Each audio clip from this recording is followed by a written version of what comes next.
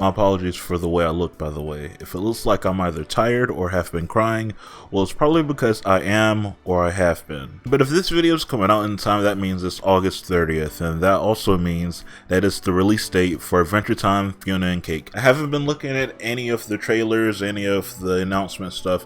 I've just seen the poster, and I have a lot of questions for the little that I have seen, because I've been trying to stay away from the stuff, and I'm not going to talk about it actually in this video. In this video, I want us to catch up on Distant Lands, which if you've been following the channel for a while, you know I've reviewed it a while back, and this is basically going to be a compilation video of that. But I did want to add some new content to this, because I don't want it to just be, here's a compilation video of me going through Distant Lands over time. So after each review you see, you're going to see me go into Tier Maker, and you're going to see me rank them in retrospect as to how I view them now and how I remember them. And now without further ado, let's start off with BMO. Finally, I've looked at Adventure Time Distant Lands. It took me basically 6 months to look at it, but it's finally happened. I've been talking about it since the Phoenix and Ferb video, and now we're finally here. 6 to 7 months later, finally talking about it. And the first thing I want to say is, man, I can't believe they made an entire episode surrounding BMO. BMO. Well, actually, now that I think about it, they have done episodes surrounding BMO before, and most notably the Come Along With Me episode, the final episode of Adventure Time. It was told as a story by BMO to Shermie and Beth. So, I guess it's not that surprising. Distant Lands is a 4-part special series based off the popular Cartoon Network show, Adventure Time. Some context as to why Distant Lands is a thing, from an interview with an executive producer, Adam Muda. After the success of Stakes and other miniseries, the crew would pitch a multitude of ideas during the production of the 10th season. Ideas that focus around other characters, but those ideas were put on the shelf since Adventure Time was over, it was coming to an end, until HBO Max became a thing. The first part is an adventure with BMO in space, and let me tell you, it's actually better than I thought it was going to be, surprisingly. I don't normally like BMO-centric stuff, but this one was pretty alright. It was pretty alright. So let's go ahead and get started. After you subscribe, of course. The special starts us off with BMO going on a rocket ship off to Mars to grow potatoes? I mean, it's definitely out there enough for it to be a BMO idea, but what? His ship ends up getting damaged by debris, and while fixing it, he stumbles across this little green orb thing that he deems Olive. And Olive ends up taking control of his ship and sending him far, far away to a planet that no one's heard of before. There's a bunch of new creatures on that planet, a bunch. But I guess the most important one is the new character we got to follow around. I think her name was Y4, but they changed the name halfway through the show to Y5 that I keep mistakenly calling Wi-Fi. The plot now becomes her and BMO going around this new planet, helping people out left and right where they see they can help out, but in the back of her mind she knows she needs those space parts from BMO. She's just playing with them. She needs the space parts for this dude named Hugo who's building something that we don't know about for right now. We just don't know about it right now. We just know she needs those parts. She tries to get Fate close to BMO. She 100% tries, but because of BMO's like gung-ho positive energy, going to want to help out everybody, she ends up having a bit of change of heart. Probably see where the story's going at this point. At this point, we know the basic outline of the story. Y5's gonna end up being put in a situation where she has to put her newly positive hero motives to the test, where she either has to help out BMO or save him from something. It's pretty predictable. Yes, it is. So, like, I didn't know these specials were 45 minutes. So the second half of this special is, oh my god, Hugo's a very, very evil guy, and he's gonna be using these space parts to save himself from this dying planet and leave everyone else here to die. But that's basically how the story went. Higo sent Bimo and Y5 off to some jungle pod to get some crystal that he needs in order to save the people of the planet. But while going there, Y5 ends up running into her mom or something. Her mom, I'm assuming, and her mom basically tells her what she's doing with this toy. What are you doing with this toy? And she ends up saying that Bimo's basically a drunk and she's just using him. Bimo gets upset, runs off, says he'd do it alone. Kind of a generic falling action, but I think it does the job decent enough, to be honest. So while Bimo is off trying to find that diamond, Y5 ends up stumbling across Mr. M's secret USB drive or something, and she ends up finding out, oh no, they're actually trying to save themselves and they're the cause of the planet dying. So she ends up trying to tell everybody, but guess what? Nobody believes her. Bimo's death scene, though, was actually surprising and very heart-wrenching. It's very odd that they do something like that because we already know he's gonna be okay in the future, but to see that is still, I don't know, it gets you right here, it gets you right in those feels.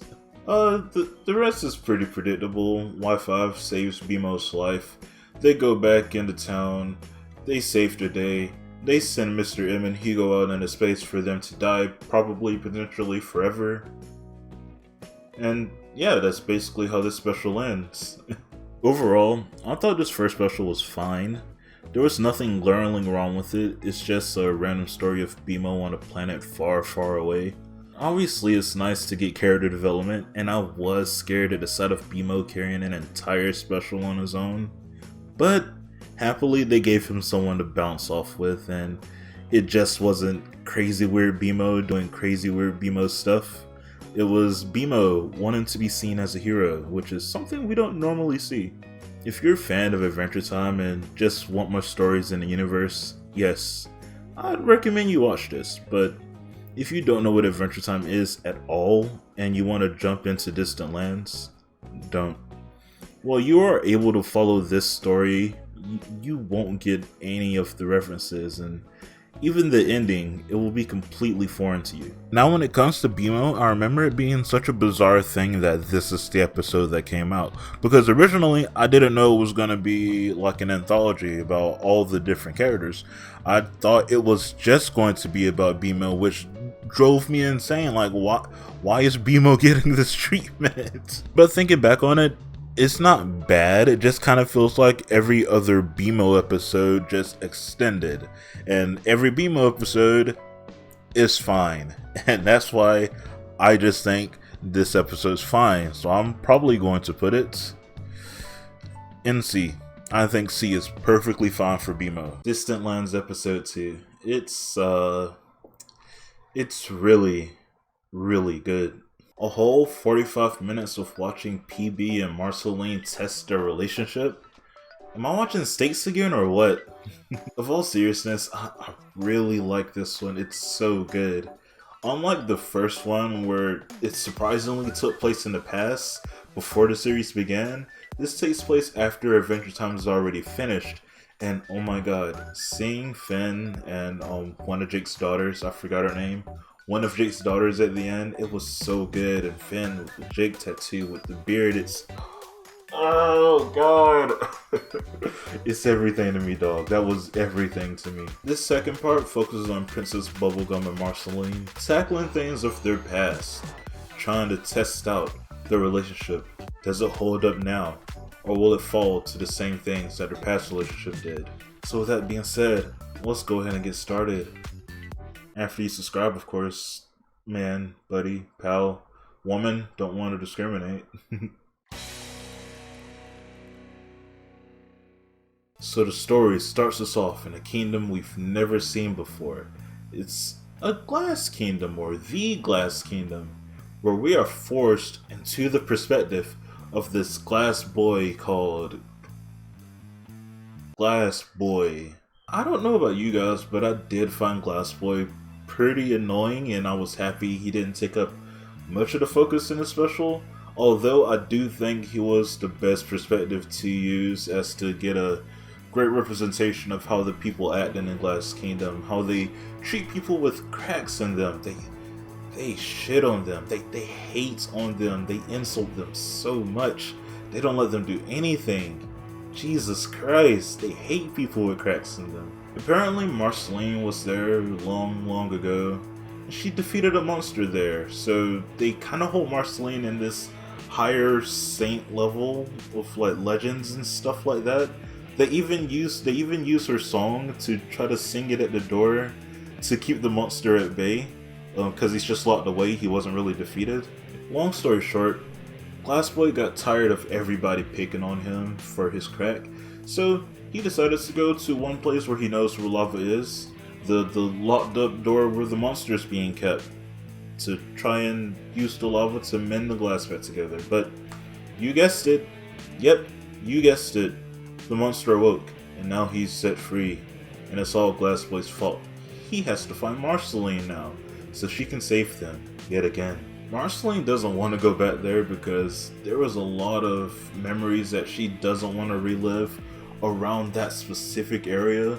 Ones with her and PB first breaking up, and ones even further back as a kid with her and her mom. I think that was one of the last times she's seen her mother. But, of course, so the plot could continue, they end up going back anyway. Very similar to the BMO special, this one I'd say is very predictable as well. Marceline is working on a song for Bubblegum and she doesn't want to play it for her yet, and at the same time there's all those memories that she doesn't want to relive. Yep, we all know they're gonna come back and kind of come to a good closing in the end. But I'd argue that even though it's very predictable, it's still a very entertaining story to watch through. They tried to stop it like before, with Marceline playing the breakup song of angst, but it didn't work. Obviously, it's been such a long time since that song and Marceline doesn't feel the same way as she does now. So it is Princess Bubblegum's time, who kinda really wanted to do this because she wanted to prove herself to this Glass Kingdom, who keeps constantly overlooking her. She put up her force field to kinda keep it at bay and come up with a plan, and they tried the plan, but the plan ultimately failed. At the same time, Marceline went to the area where she last saw her mom to kind of build up some more of that angst so she can get it back, get her groove back. But she found a voice message. It was her mother's last words. And that's when it dawned on her, hey, maybe angst isn't the answer. You're older now, more mature. Maybe it's time to start acting more like an adult. Express your feelings more, man. In a better way. So that's exactly what she did, and performed a song that she didn't want to at the beginning for Bubblegum.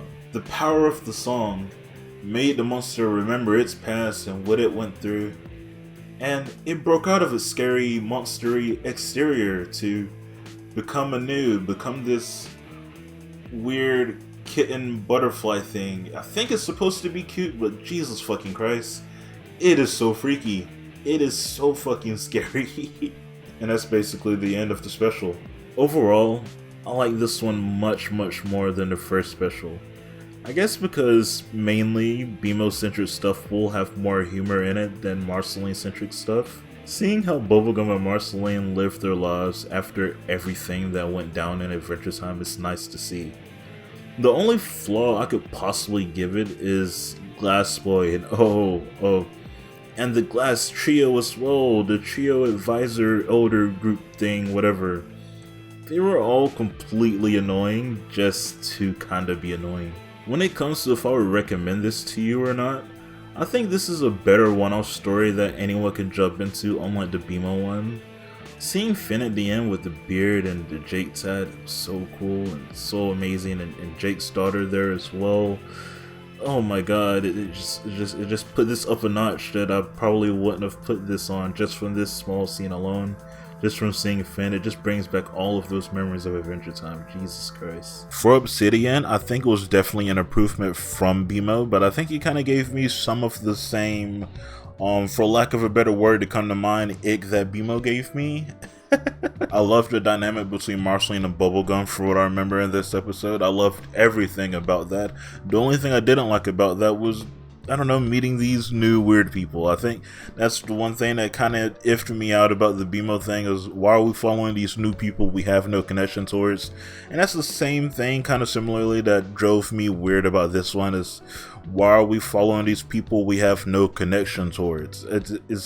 It's a weird thing that sometimes shows do, and I don't like that. But because the relationship building between Marceline and Bubblegum was so wide, and the main plot and story of Obsidian, you gotta put that in A. You just gotta put Obsidian in A, just for that alone. Spoilers, obviously, for Distant Lands Episode 3, Together Again. My god, genuinely, this episode was so beautiful. I didn't know what I was going to get at first. At first, I thought it was going to be one of those random Finn and Jake episodes that could fit anywhere within the series, literally any season, just going to be a random special. That's even what the first couple of minutes made you think it was going to be.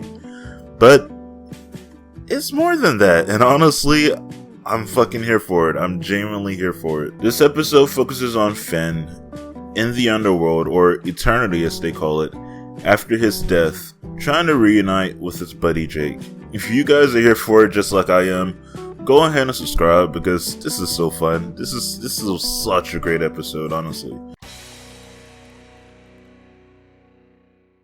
The story really caught me off guard at first. It was just Finn and Jake getting ice cream from the Ice Kingdom and saving princesses from the Ice King. During this part, that's when I was like, oh no, this is gonna be a random Finn and Jake special that can take place in any season. Oh no. But no, this was a dream put together by a parasite on old man Finn. What? First we see Finn with the beard and with the Jake tattoo, and now we see old man Finn. Let's fucking go. He honestly looks really good for his age. Finn comes to find out that he is dead, with no recollection of how or when he died, but all of that doesn't matter. The only thing that matters is he can finally reunite with Jake, who died a long time ago. Already, this show genuinely has me hooked. No Glass Kingdom that I don't care about, no weird planet full of weird aliens and bunnies that I don't care about. Just a regular story of Finn and Jake. This is what I'm here for, honestly. This is all I'm here for. Finn, thanks to Mr. Fox, finds out there's a new death in charge, and he has a bunch of new henchmen helping him out as well. One of them being our old beloved friend, Tiffany. After watching this special, honestly, I just assumed that everybody who isn't immortal is already dead, because that's genuinely what it looks like. Throughout all the worlds that they go to and stuff, you just see familiar faces and you're like, when did they die? How did they die? Why did they die? Finn ends up sneaking into New Death's room and find out this guy's pretty cuckoo bananas. He wants to destroy all the death worlds and get rid of the concept of reincarnation as a whole. But honestly, we'll get back to that later. He also sort of said Jake's on the 50th death world. That's why we'll get back to that later. Finn steals Tiffany's thing that takes him to all the different worlds, and we get a cute little montage of all the cute and or creepy worlds that this place has to offer. We see a lot of familiar faces, i.e. Tree Trunks and her pig husband, and Choose Goose, and Wyatt's also for some reason. But all that stops once Finn reaches the 45th world. Finn's on the verge of giving up.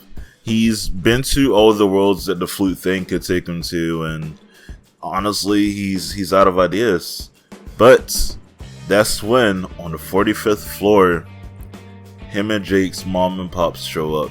That's right, them and Jermaine. That's right, the dogs, not any of their separate alien or human mothers and parents. Finn goes up to the roof of the house to think about how he could possibly get to Jake. Is there even a way to do that? But while he's up there sulking, New Death comes, knocks on the door, their family opens it, and he explodes the entire realm. Jesus Christ, leaving nothing in that realm except rubble, dust, and Finn. But that's when Jake returns. That's right, the 50th floor turns out to be a place that is on a higher plane. Only people who let go of their otherworldly attachments can go. Jake was one of them, and he was at peace. I was so close, genuinely so close to saying I didn't like what they're going for with Jake. He came there and he was pretending that he didn't know Finn, which was confusing me, and I was like, oh, is this the story they're gonna go down? I really don't like this. But he was just pretending, so they pulled it together by the end of this segment. But Jake didn't want to stay. He wanted to go back. It's cool that he got to see Finn and all, but he doesn't want to stay there until he sees Finn getting jumped by some of the New Death henchmen people. And Finn let out the best "what time is it" I have ever heard. It put a tear in my eye. Jesus Christ. Finn got some good references on him in this episode. He does. He really does. Jake beats everyone up, saves Finn. Finn gives on a rundown of what's going on with New Death and everything. So now the story turns into Finn and Jake must work together one last time to get rid of New Death and everything that he's messing up in this world. They tried everything they could. Even with the help of Tiffany, it wasn't enough. Everybody got sent in Death Lord 1. They're in that weird mud thing, and they're almost out of ideas until they find out they can contact with the real world. So they come in contact with PB. Me thinking PB is Princess Bubblegum. Thought it was going to be kind of weird. But PB is actually Peppermint Butler. It looks like Princess Bubblegum is also passed because a statue of her is in there. Peppermint Butler is the princess of that kingdom now. Pretty interesting. He gives them the idea to speak to Life or something like that. I'm really not sure. I've never seen Life before, but it turns out that is New Death's mom and Old Death is New Death's father, which I didn't know. And he's also that tree outside for some reason after New Death bit him. Yeah, it's just a weird thing that's going on. She wasn't gonna help at first until she found out that New Death was screwing up the reincarnation thing, which is her job. She is the person that reincarnates people.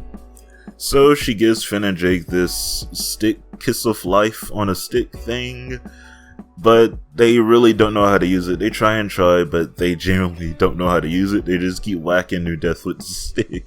Things get super fucking weird when you find out that the Lich is a part of New Death's body, and he basically took control of his body last minute. So now we're fighting the Lich?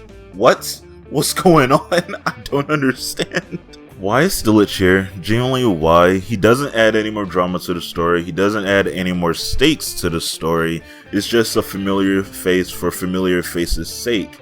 Like, they still had to kill New Death to get rid of him and still had to bring a New Death into this world and everything. Whether the Lich was there or not, so why? Genuinely the only reason I would assume he's there is another familiar face, another pop for people that have seen Adventure Time before. Finn and Jake fight over who will sacrifice themselves for the other to turn into New Death so the other can live on. And after all the fighting, none of them did. It turns out that Mr. Fox ends up using his staff accidentally, so now he's New Death. He has the one who accidentally sacrificed himself for the sake of the New Death world, and he actually seems pretty content with it, so that's pretty cool. At the end, Finn and Jake jump into the reincarnation realm together, both thinking that the other wasn't gonna go, and I don't know, they're just gonna end up being reincarnated together, and it's gonna be so sick.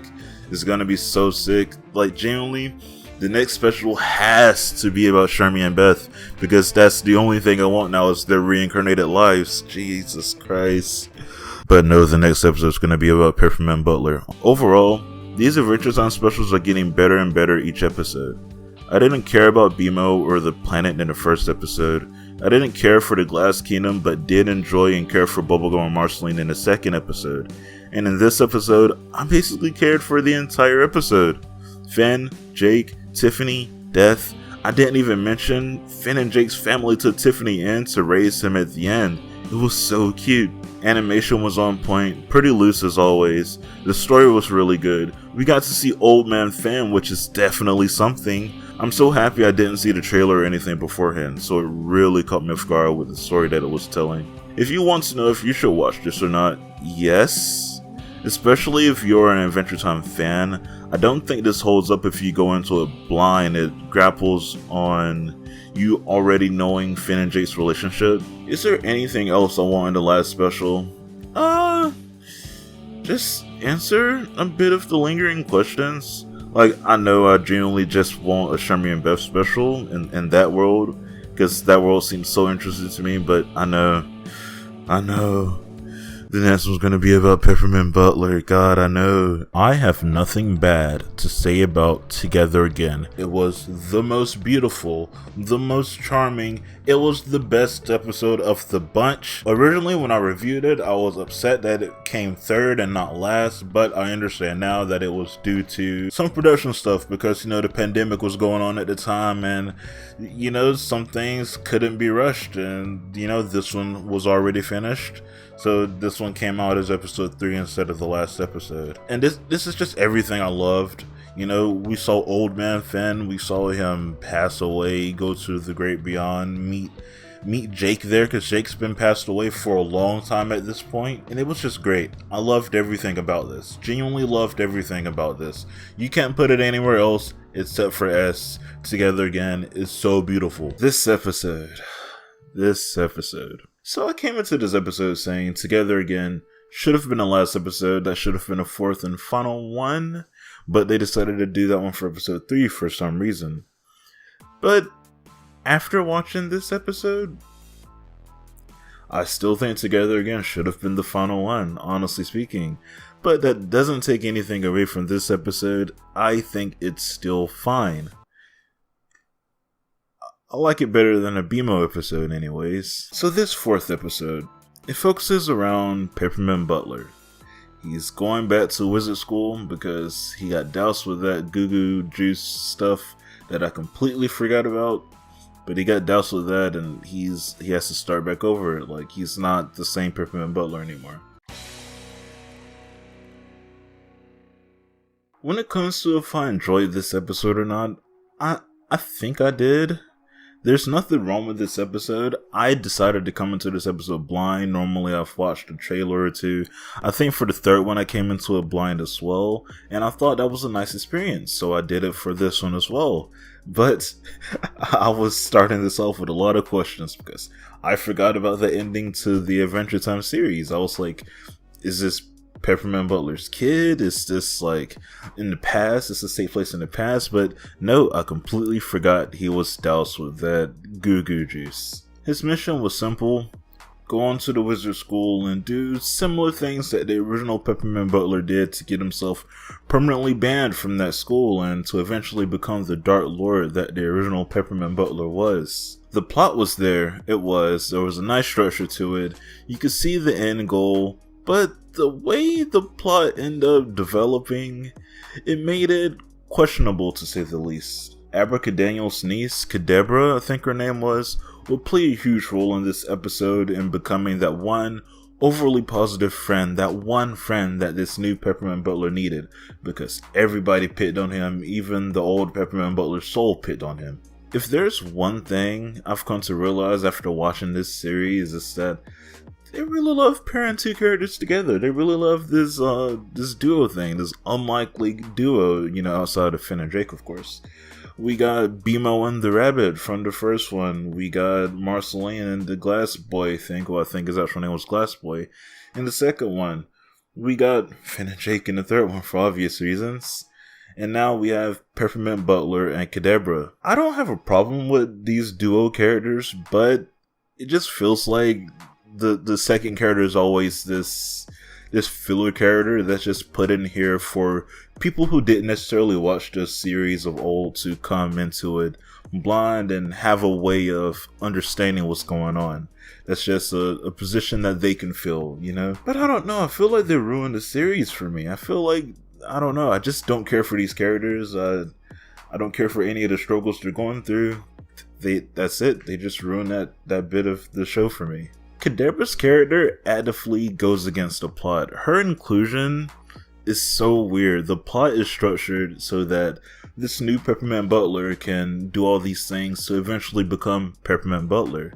But her inclusion and the way the plot develops ends up making it feel like it's more of a coming-of-age story for this new Peppermint Butler to not end up like the old Peppermint Butler did. But we know that he does, and he even says in there, he still wants to be a jerk, but he's gonna go about it in a different way. Well, when we see him again, and together again, it just looks like the old Peppermint Butler. Did anything change at all? I don't think so. It's just the old Peppermint Butler. I don't know if like something happened in between. I don't even think something happened in between because he destroyed the old Peppermint Butler soul thing, right? So I don't understand why he's still the original Peppermint Butler. Like, that makes me ask the question, what was the point of this episode? What was the point of this plot? Did anything about this plot matter? Because in Together Again, he still ends up being the Dark Lord Peppermint Butler dick that, you know, that he was actively going against in this episode. The only explanation I could possibly give to this episode as to why it ended the way it did, why the new Peppermint Butler said, I don't want to end up like this guy, and eventually does, because Together Again takes place after this does. The only explanation I give it is that they wanted to make this have a happy ending because this is the last episode of Distant Lands. They wanted it to end on some sort of a happy note, and this was a way to do it, I guess. If I'm looking at this episode by itself, it's hard for me to look at it by itself, I'm not gonna lie. But if I'm looking at it by itself, it's perfectly fine. It's a perfectly fine coming-of-age story for this new Peppermint Butler. I actually really enjoyed myself watching this. I really did. But it's so hard because Together Again was episode 3, so you're actively going to compare it to the other episodes, and in Together Again, that Peppermint Butler was just the old Peppermint Butler from the actual Adventure Time series. It didn't look like he went through any other life-altering changes. It didn't look like any of that happened. He had a statue of Princess Bubblegum in his place, so like, this new Peppermint Butler doesn't have any memories of Princess Bubblegum, I don't think. I don't know how it works. So, I don't know, it just bothers me. It just bothers me. Maybe it bothers me too much. Maybe it does. I'm not sure. Overall, this episode's fine. That's as much as I could say about it, really. I would have loved a more dark episode about Peppermint Butler. That would have been something very, very cool to look forward to, and it would be completely understandable as to why they would have waited for that one to be the last episode. It being like this super dark episode to end the Distant Lands on. But as it stands currently, this should have been the 3rd episode, and Together Again should have been the last episode, because if it was ordered that way, I would not have questioned why Peppermint Butler is acting like his original self in Together Again, because I would have probably forgotten about what happened in Wizard City anyway. If you have made it this far and are wondering to yourself if you should watch this or not, yes, you might as well watch this episode. I think it holds up fairly okay if you are not a fan of Adventure Time. It's just a simple coming-of-age story that falls off just a little bit because we saw everything, you know, that went on in Together Again, and know that this plot is basically a nothing plot because nothing really changed. I don't know.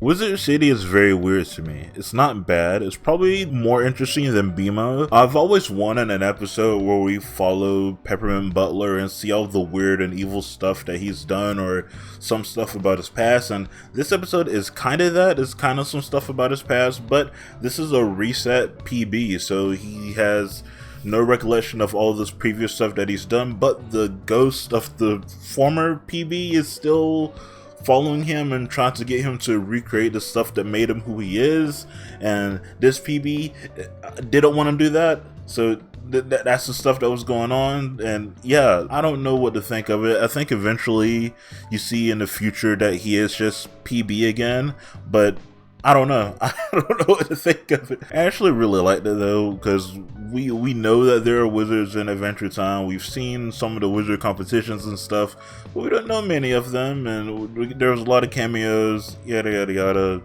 I don't know. I just really liked it because, you know, we haven't gotten anything for PB in Adventure Time, it feels like. So I like it.